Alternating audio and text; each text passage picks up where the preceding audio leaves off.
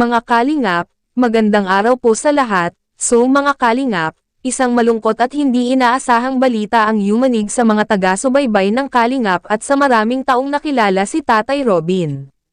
Ang kanyang pagpanaw ay nagdulot ng matinding lungkot sa publiko, lalo na sa mga taong nasaksihan ang kanyang buhay at mga pinagdaanan. Marami ang hindi makapaniwala na ang isang taong minsang nakatanggap ng tulong at pagmamahal mula sa kalingap ay tuluyan ng namaalam. Sa mga nakalipas na taon, nakilala si Tatay Robin bilang isang simpleng tao na dumaan sa maraming pagsubok sa buhay. Dahil sa kanyang mabuting pakikitungo at mapagkumbabang ugali, naging malapit siya sa puso ng maraming manunood. Hindi lamang siya isang mukha sa mga video ng kalingap, kundi naging inspirasyon din siya sa mga taong patuloy na lumalaban sa kabila ng kahirapan.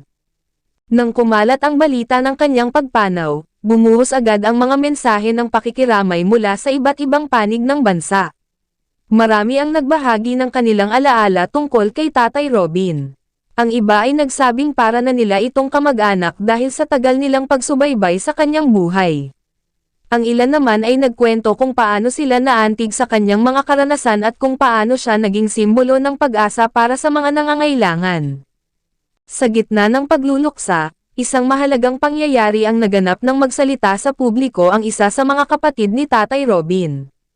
Maraming tao ang naghintay sa kanyang magiging pahayag dahil nais nilang marinig ang mga kwentong hindi pa naibabahagi tungkol sa yumao. Sa kanyang pagsasalita, hindi napigilan ng kapatid ni Tatay Robin ang maging emosyonal. Makikita sa kanyang mga mata ang matinding pangungulila at sakit sa pagkawala ng isang kapatid na matagal niyang nakasama sa iba't ibang yugto ng kanilang buhay. Ayon sa kanya, maraming tao ang nakakakilala kay Tatay Robin bilang mabuting tao, ngunit may mga bagay pa raw tungkol dito na hindi alam ng karamihan. Sinabi niyang kahit noong mga panahong sila ay mga bata pa lamang, si Tatay Robin na ang isa sa mga unang tumutulong sa kanilang pamilya sa abot ng kanyang makakaya. Kapag may problema kami noon, hindi kami pinababayaan ni Robin, ani ng kanyang kapatid. Kahit wala siyang gaanong pera, naghahanap siya ng paraan para makatulong. Minsan siya pa ang unang nagsasakripisyo para sa amin. Habang nagpapatuloy ang kanyang salaysay, marami sa mga nakikinig ang napaluha. Isa-isa niyang ibinahagi ang mga alaala ng kanilang kabataan. Mga panahong kapos sila sa pang-araw-araw na pangangailangan ngunit nananatiling matatag dahil sa pagtutulungan ng kanilang pamilya. Ayon pa sa kanya, may mga pagkakataong hindi kumakain ng sapat si Tatay Robin upang matiyak lamang na may makakain ang iba nilang kapatid. Hindi raw ito mahilig magkwento ng kanyang mga sakripisyo dahil likas na tahimik at mapagkumbaba ang kanyang kapatid. Madalas niyang sabihin sa amin na basta okay kami, masaya na siya, dagdag pa niya. Marami ring hindi nakaalam na sa tuwing may nangangailangan sa kanilang lugar, agad na tumutulong si Tatay Robin. Kahit simpleng tulong lamang, ginagawa niya ito nang walang hinihintay na kapalit. Para sa kanya, mahalaga ang pagiging mabuting tao kaysa anumang material na bagay. Sa paglipas ng mga taon, maraming pagsubok ang dumating sa kanyang buhay. Dumaan siya sa kahirapan, karamdaman, at iba't ibang hamon. Ngunit sa kabila ng lahat ng ito, hindi raw nagbago ang kanyang mabuting puso. Ayon sa kanyang kapatid, isa sa mga katangian ni Tatay Robin na hinding-hindi niya malilimutan ay ang kanyang pagmamahal sa kanyang mga anak. Kahit nahihirapan siya, inuuna niya palagi ang kanyang mga anak. Lagi niyang iniisip kung paano sila magkakaroon ng magandang kinabukasan. Sa puntong ito ay lalong naging emosyonal ang kanyang kapatid.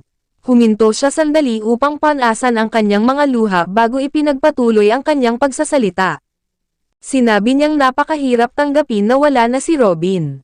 Hanggang ngayon ay para pa rin daw siyang nananaginip sa tuwing naiisip niyang hindi na niya maririnig ang boses ng kanyang kapatid at hindi na nila ito makakasama sa mga darating na okasyon.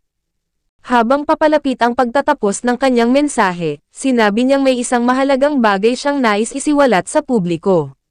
Ito raw ang bagay na matagal na niyang gustong sabihin upang mas makilala pa ng mga tao ang tunay na pagkatao ni Tatay Robin. Tahimik na nakinig ang lahat. Ayon sa kanya, ang pinakamahalagang alaala na iniwan ni Tatay Robin ay hindi pera, hindi ari-arian, at hindi anumang materyal na bagay. Ang tunay na iniwan nito ay ang kanyang kabutihan. Napakabait ng kapatid kong si Robin, pahayag niya habang umiiyak. Maraming tao ang natulungan niya sa maliit man o malaking paraan. Kahit siya mismo ay may pinagdaraanan, hindi siya nagdadalawang isip na tumulong sa iba.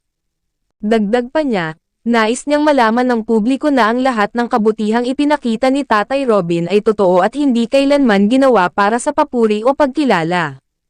Sa huling bahagi ng kanyang mensahe, nagbigay siya ng isang taos-pusong pakiusap.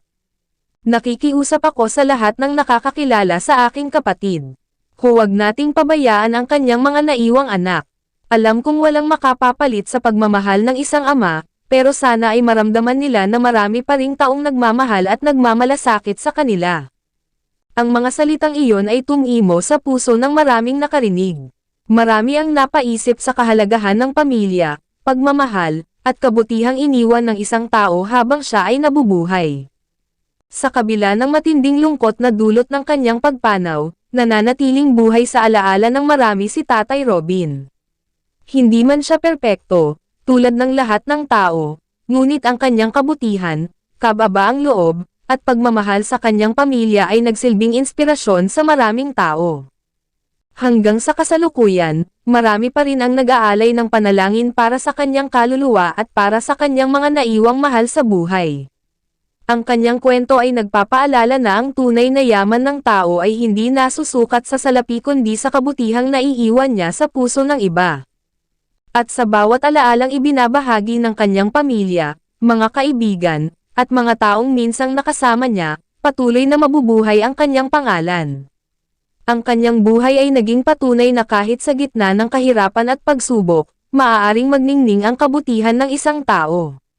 Si Tatay Robin ay maaaring na maalam na sa mundong ito, ngunit ang kanyang mga mabubuting gawa, pagmamahal sa pamilya, at inspirasyong iniwan ay mananatiling buhay sa puso ng mga taong kanyang naantig. At gaya ng isinawalat ng kanyang kapatid sa publiko, ang pinakamahalagang alaala ni Tatay Robin ay ang pagiging isang taong tunay na mabait, mapagmahal, at handang magsakripisyo para sa iba, isang alaalang kailanman ay hindi mababaon sa